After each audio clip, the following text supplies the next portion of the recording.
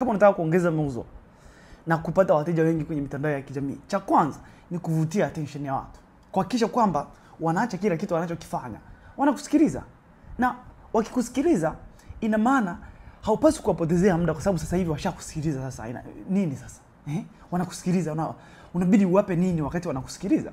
Kwa hiyo ukitengeneza content ambazo zinavutia watu, zinawafanya watu wakusikilize, hiyo ndo hatua ya kwanza ya kuwauzia. Kwa sababu kama mtu labda unataka umuuzie yuko Rukwa kule ndani, alafu haja kufahamu, haujai kumvutia, haujai kuongea naye, ni vigumu kwa huyo mtu kununua kutoka kwako. Na namna pekee ya kumuuzia huyo mtu ni ukitafuta namna ya kupata attention yake, ili uzungumze naye, umueleze kuhusu kitu ambacho unakiuza.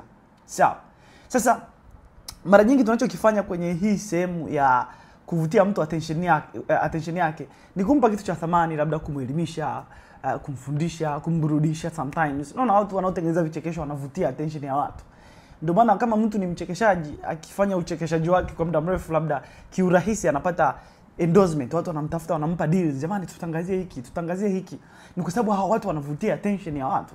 Sasa wewe inabidi ujifunze kwenye biashara yako, unavutia vipi attention ya watu. Na ukijifunza kuvutia attention ya watu, itakuwa rahisi. Na inabidi ujifunze wateja wako wanapenda nini na wanavutiwa na nini. Kwa sababu kila aina ya mteja ina aina ya vitu ambavyo vinamvutia attention.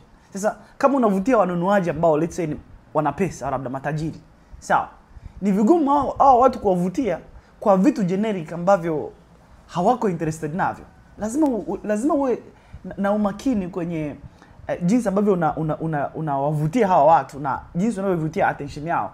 Kwa sababu ukishavutia attention yao, ina maana hawa watu wanaona kama kitu wanachokipata kutoka kwako ni cha thamani. Wakijaji kwamba hicho kitu sio cha thamani, wanakupotezea.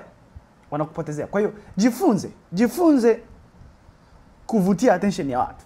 Na kwenye kuvutia attention ya watu, kama nilivyokuambia, jifunze kuwafundisha wateja wako, jifunze kuwaelimisha wateja wako au kuwaburudisha.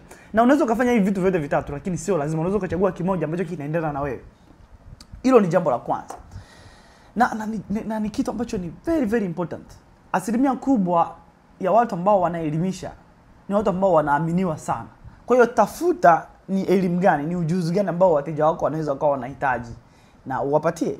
It's going to change your business.